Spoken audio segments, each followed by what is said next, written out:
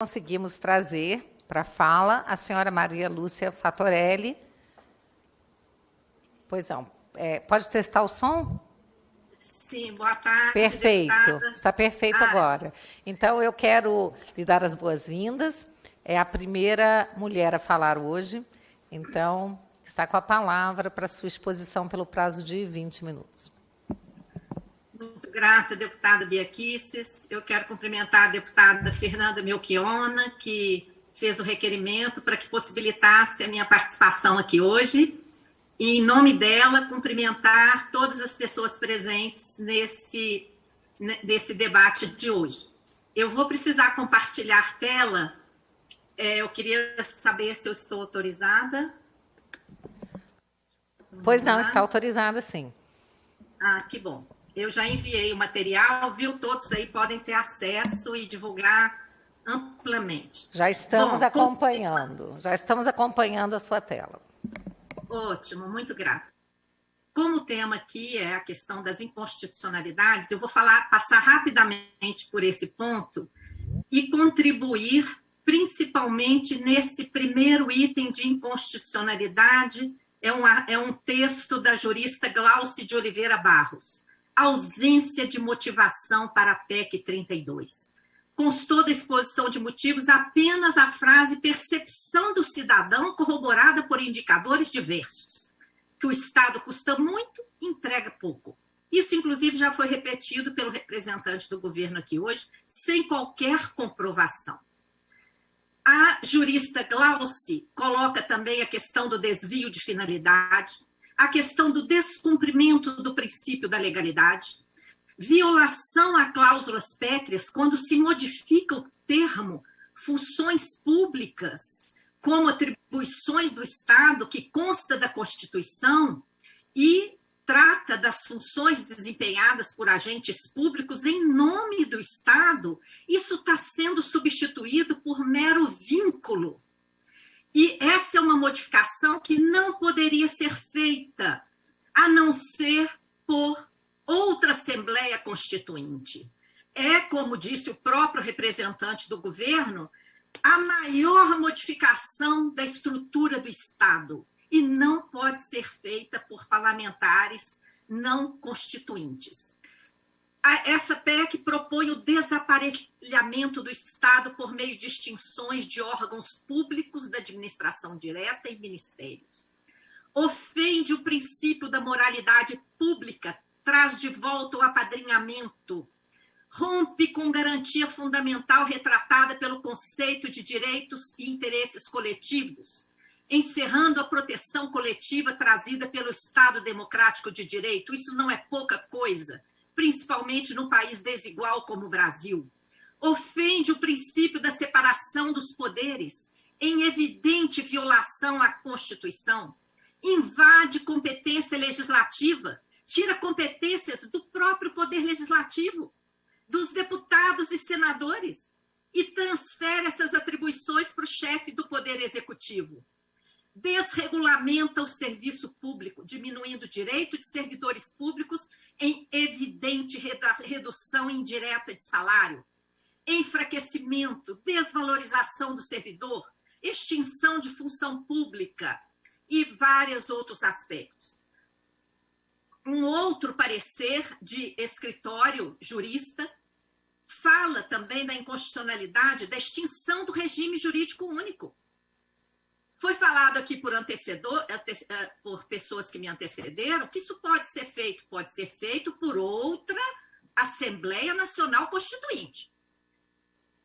Parlamentares não eleitos para serem constituintes não podem fazer essa profunda modificação na estrutura do Estado.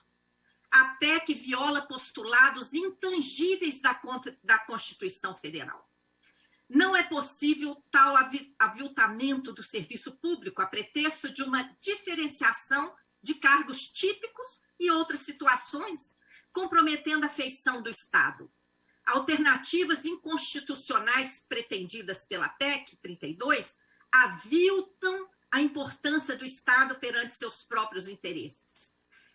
Essa PEC ainda afasta a necessidade de autorização legislativa nos casos de recursos programados para órgãos e entidades em regime especial, burlando especificação orçamentária para viabilizar que o chefe do Poder Executivo remaneje dotações orçamentárias. Eu passei bem rápido nessas inconstitucionalidades e deixo aí o link dos pareceres. Eu quero explorar o ponto da ausência de motivação, porque a gênese dessa PEC consta da exposição de motivos, assinada por Paulo Guedes, e é baseada em 2 estudos do Banco Mundial, que falam que o gasto público é engessado em categorias como folha de pagamento e previdência, escondendo o maior gasto, que é o gasto com a chamada dívida pública. Esse é o gráfico falso que está sendo apresentado, inclusive foi apresentado pelo representante do governo aí, sem especificar que esses gastos aí que ele apresenta são apenas os gastos primários, falseando a informação. Omite que 2,2 trilhões de juros e amortizações da dívida fazem parte do PELOA 2021, que estão escondidos aí desse gráfico. Este é o PELOA que o próprio governo federal apresentou ao Congresso Nacional e que o Congresso aprovou. 54% dos gastos são destinados à chamada dívida pública. Esse é o rombo das contas públicas, e não a estrutura do Estado, e não o gasto com servidores. O estudo do Banco Mundial que fundamenta a PEC 32 quer destruir direitos sociais. Em relação à educação básica, o texto do Banco Mundial fala que a ineficiência da educação básica está no número de alunos por professor e propõe aumentar em 33% o número de alunos na escola básica e 41% no ensino médio. Isso vai destruir. É o contrário que todos os técnicos propõem. Em relação à saúde, o Banco Mundial diz que a ineficiência está em prover os melhores tratamentos disponíveis aos pacientes, desconsiderando custos de tais tratamentos, e diz que a solução seria forçar o paciente a escolher tratamento mais eficaz em relação ao custo, ou seja, o SUS não poderia fazer cirurgias, não poderia fazer tratamentos complexos, deixando a população abandonada. Várias conclusões erradas contidas no estudo encomendado do Banco Mundial pautam a PEC. E o governo vai e faz um plágio dos erros do Banco Mundial. O governo brasileiro, segundo o Banco Mundial, gasta mais do que pode e gasta mal. Só que, de fato, o governo brasileiro gasta mal, porque gasta muito com mecanismos espúrios que geram dívida pública sem contrapartida alguma à nação. Em 20 anos, de 95 a 2015, produzimos 1 trilhão de superávit primário. 1 trilhão. Apesar disso, a dívida saltou de 86 bilhões para 4 trilhões no mesmo período. Por que explodiu? Por causa dos mecanismos de política monetária operados pelo Banco Central. O Banco Central tem sido o maior responsável pelo déficit nominal e pela fabricação da crise. É aí que está o problema. E o Congresso Nacional, em vez de fazer uma CPI do Banco Central, deu autonomia. O próprio TCU já afirmou que a dívida não tem servido para investimentos no país. Mais conclusões erradas do Banco Mundial citam a crise e a queda do PIB em 2015 e 2016 e joga a culpa no servidor público, quando essa crise foi fabricada pela política monetária do Banco Central. Esse gráfico aí, que é um plágio do que diz o Banco Mundial, também foi apresentado pelo representante do governo, fala da crise, mas não diz que a crise foi fabricada pela política monetária do Banco Central. Eu deixo aí vários links em que vocês podem confirmar os dados depois, porque o tempo aqui é muito curto. Mais conclusão errada do Banco Mundial, fala redução de prêmios salariais excepcionalmente altos no Brasil, uma mentira. Usa terminologia que nem existe no Brasil. Aqui nem existe prêmio salarial. o governo não apresenta dados, como hoje também não apresentou.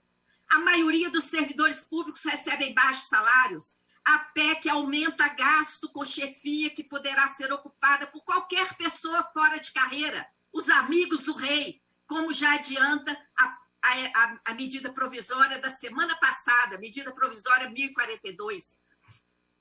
Essa PEC abre espaço para privatizar tudo e muitas negociações espúrias e corrupção.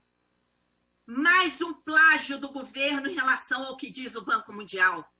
Diz que a evolução das despesas com pessoal está explodindo, usando dados maquiados, usando dados de 12 anos, como se a inflação tivesse sido zero.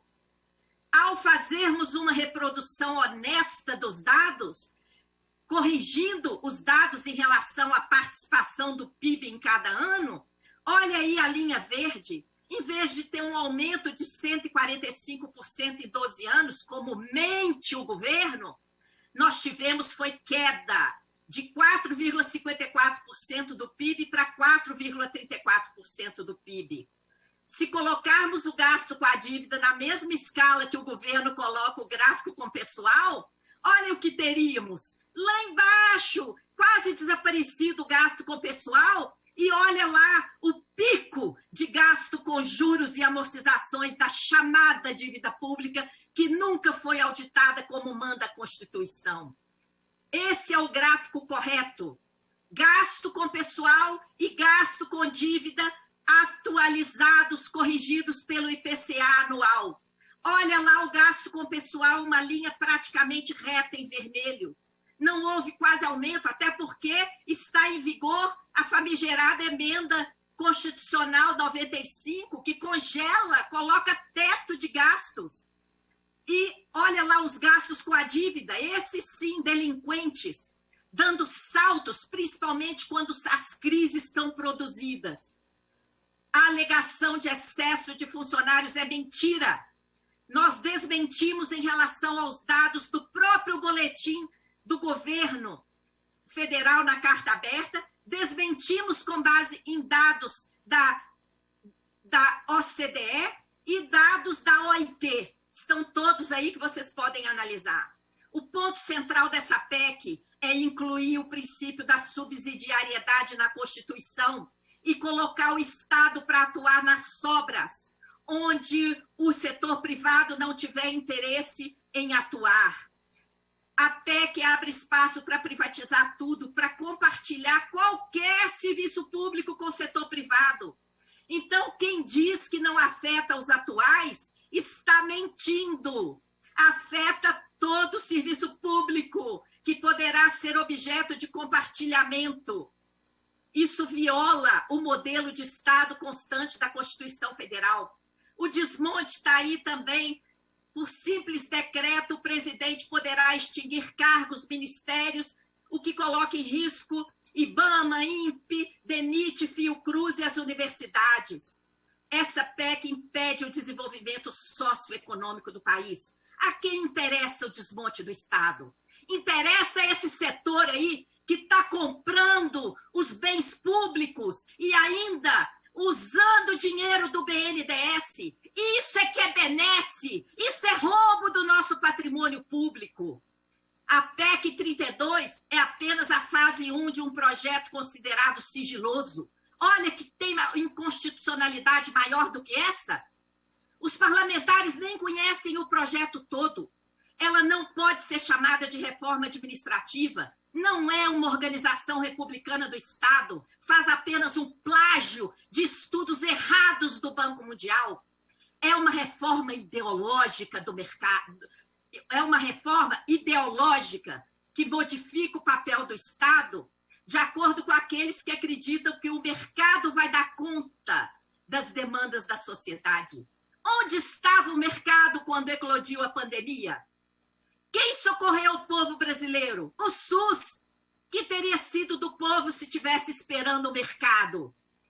A Auditoria Cidadã enviou interpelação extrajudicial a todos os líderes parlamentares, tanto sobre a PEC 186, sobre a PEC 32.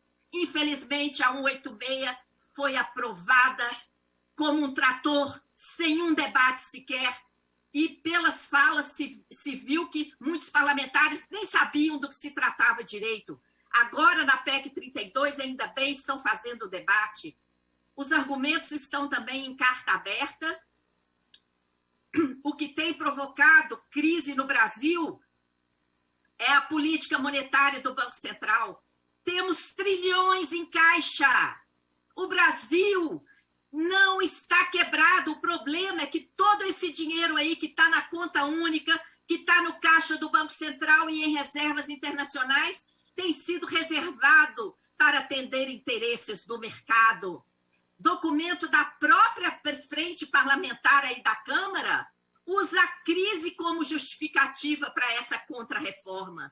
Só que essa crise foi fabricada. Foi fabricada pela política monetária do Banco Central, onde está o rombo das contas públicas. O déficit está e sempre esteve lá, no Banco Central, nessa política monetária suicida. E vejo instalarem uma CPI, Vossas Excelências deram, a maioria, né, infelizmente, deu autonomia ao Banco Central, mas ainda devem instalar a CPI, porque o Tesouro gastou quase 3 trilhões em 10 anos para financiar o Banco Central. Aí é que nós precisamos de uma reforma brutal. Em poucos meses de 2020, Banco Central liberou trilhões aos bancos. O link está aí para os senhores e senhoras estudarem depois. E os bancos se negaram a emprestar para as pequenas empresas, levando milhões à quebra. Isso por quê? Porque os bancos ganham com a Bolsa Banqueiro, com a remuneração da sobra de caixa dos bancos, paga pelo Banco Central à custa do Tesouro Nacional, de forma ilegal, vergonhosa. A Bolsa Banqueiro continuou sendo paga, enquanto em janeiro, fevereiro e março, o povo ficou desmaiando de fome nas ruas sem o auxílio emergencial. É aí, nessa remuneração da sobra de caixa dos bancos, que está a maior causa da crise provocada pelo Banco Central e que está o rombo das contas públicas. Olha aí, em plena pandemia, essa remuneração aos bancos, o overnight, ultrapassou 1 trilhão e 600 em agosto e bateu em 1 trilhão e 700 em setembro. Que vergonha! Os bancos só emprestaram às empresas quando o Congresso aprovou os programas que usam dinheiro público do Tesouro Nacional. Olha só, querem Estado mínimo? Estado mínimo para a saúde, para a educação, mas para banqueiro não tem limite. Não tem limite para essa remuneração, não tem limite para o gasto com juro, não tem teto. Não... Olha aí o orçamento. Em um ano, 1 trilhão 381 bilhões, ano de pandemia, foi para rentistas. A educação perdeu recursos. A saúde, durante a pandemia, recebeu um acréscimo de recursos menor do que o acréscimo que foi parar na chamada dívida. E vários estão mentindo, dizendo que a dívida tem financiado gastos sociais. Mentira! Tem sido feita uma manobra que tem usado recursos que poderiam ser destinados a gastos sociais para pagar dívida, em volume muito maior do que a emissão de títulos para cobrir gastos sociais. De 2014 a 2020, foi 1 trilhão 810 bilhões de dinheiro que poderia ser usado em gastos sociais, foi consumido pela dívida. E depois emitiram a metade. E só ficam falando dessa metade que financiou gastos sociais, omitindo que o dobro foi desviado para pagar a dívida. Essa dívida não tem servido para investimentos no país, como diz o próprio TCU. Ela tem sido gerada por vários mecanismos financeiros que, infelizmente, não dá tempo de explicar agora. Exigimos auditoria dessa dívida, exigimos cada centavo pago com o nosso sacrifício seja devidamente explicado. Esperamos que o Congresso obedeça à Constituição e instale a CPI mista. E, para encerrar, as propostas que nós deixamos aqui em nome da Auditoria Cidadã da Dívida é a rejeição completa dessa PEC 32, uma PEC flagrantemente inconstitucional sob vários aspectos, uma PEC baseada em estudos errados do Banco Mundial, uma PEC que destrói a estrutura do Estado brasileiro. Propomos investigar o Banco Central e fazer auditoria da dívida com participação social, porque é hora de virar esse jogo. O Brasil é riquíssimo e não merece esse desmonte que está sendo feito por essas últimas medidas, pela privatização de tudo que está acontecendo sem justificativa técnica, jurídica ou econômica respeitável. Muito grata. Muito obrigada. Eu vou passar agora